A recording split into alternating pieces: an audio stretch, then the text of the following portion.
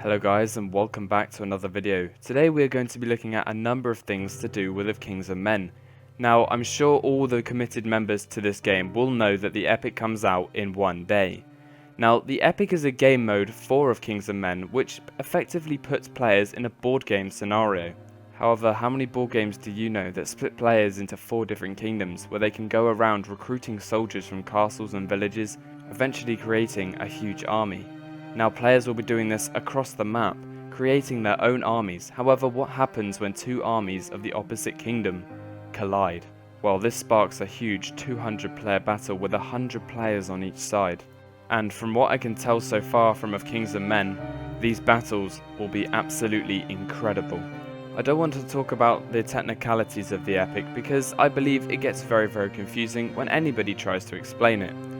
So what I advise is when the Epic comes out in one day for you to jump on there and literally just play it, whether that's on your own or with your friends or within a clan such as my clan, the Kingdom of England. Now, we're going to talk about the Epic a little bit more later on.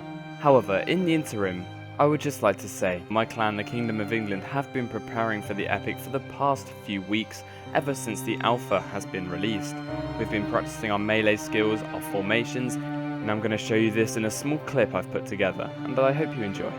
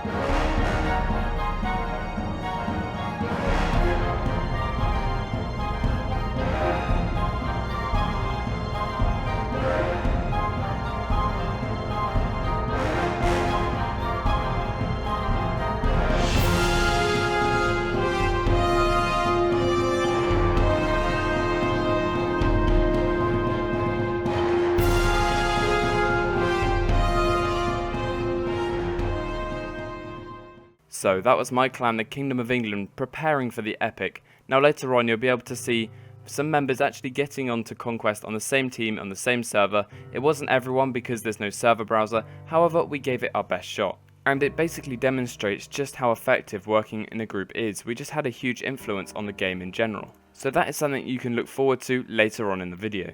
Next up, I'm going to be talking about the Epic in a little bit more detail and what the game mode can actually offer us. Not that long ago, one of the head developers in Kings and Men actually did an interview on the Epic. Now his name is Chads and I'm basically going to be analysing what he said and defining it in case some people were confused. Epic in its final version will be a huge medieval feudal world having both strategy and open world elements. What we will release on Thursday, the 1st of September, is just the bare bones version of the core, which we need to test. It features the war map. The war map is what you can see on screen now. It basically shows all the villages, the castles where you can recruit people, and the armies moving around the map, as well as having the 4 kingdoms, which you can see are highlighted as red, yellow, green and blue. When you log in, you have to choose one of these 4 kingdoms to actually join and be a part of. Obviously there'll be a slight balancing issue. For example, there's more people in the Red Kingdom than there are in the Blue Kingdom. Now the developers, to balance this out, have actually implemented a new feature which gives people joining, for example, the Blue Kingdom more experience than if they joined the Red Kingdom, because the Blue Kingdom has less people in it.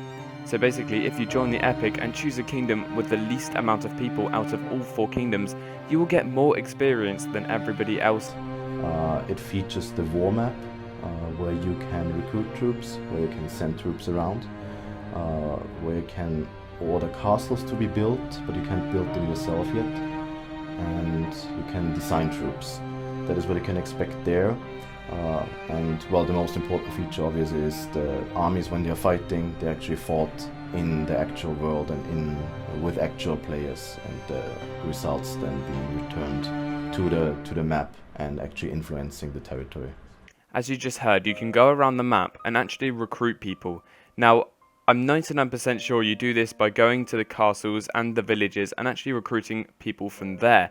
Please remember, these aren't real players, these are just people that represent your army.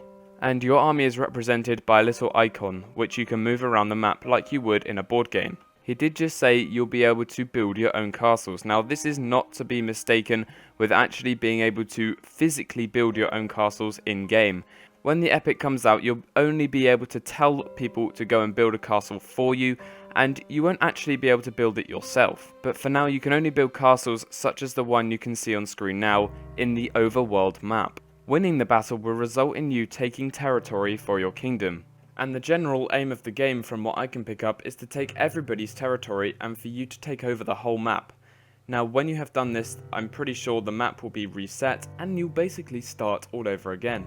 Right now it's a bit like a Risk board game where you control armies, but once those armies meet, the result is not diced out, but it's actual people fighting it out on an actual server with lots of teammates and lots of enemies.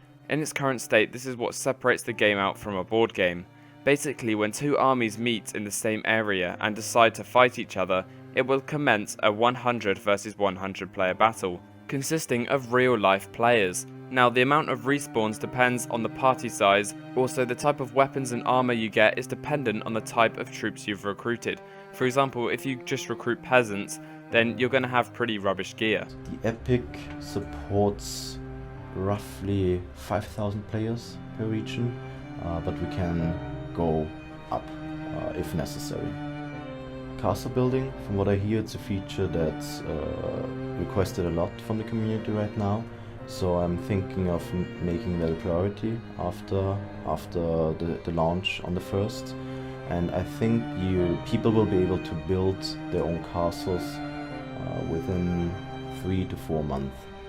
So that shows we'll be able to build our own castles within the Epic map in around 3 to 4 months, which I know a lot of people in the Kings and Men community are looking forward to. Now, the more we ask for it, the quicker they're going to develop it, because that's what they want what the community wants. I believe. A system for factions is not yet in the Epic, it will come very soon after, but in general the faction system is just an organizational tool. Because it doesn't give you any more or less rights than not being in it, it just allows you to communicate with your friends easier.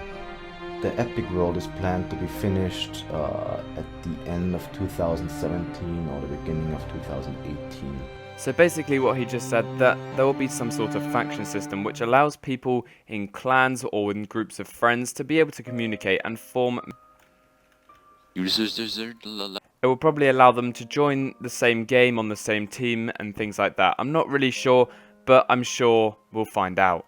You've got to give it to this company. They are very, very good at saying when they're going to get these modes out or when they're adding new features. They're also very good at updating. If you just look on the bottom right when you log into Kings of Men, you'll be able to see all the updates they're doing.